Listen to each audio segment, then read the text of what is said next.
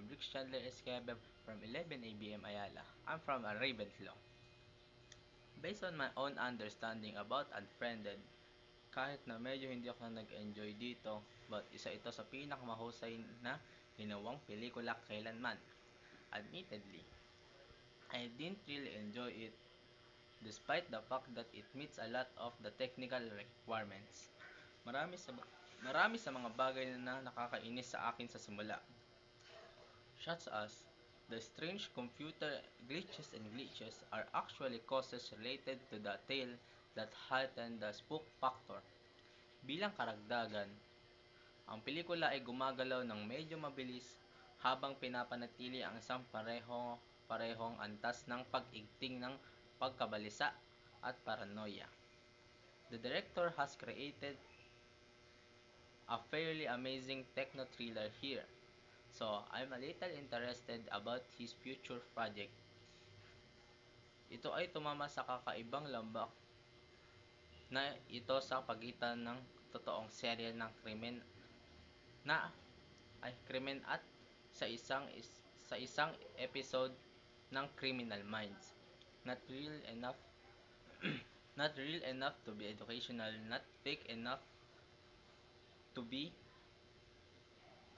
entertaining. Such a thing for me. I think it shows up to how cyberbullying would make to his so in the end. It's just cold and unpleasant.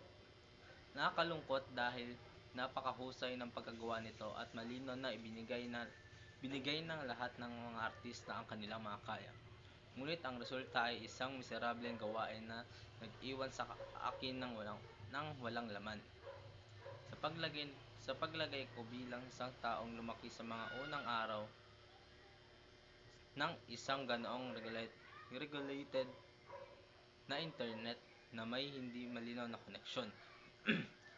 Pinakamadilim na material para sa akin, kaya hindi ako fan ng ganitong uri ng genres ng pelikula, kaya sinubukan kong maunawaan ang sitwasyon o ang balangkas ng kwento. My takeaway from this movie is to be mature enough. I think before you click to and be content and focus on things you should do, and we will always be careful about every link that will be clicked and assisted media because Matthias used a site to help in communicating with his deaf girlfriend. The internet threat I found is spyware because the hacker managed to watch them secretly. Thank you po.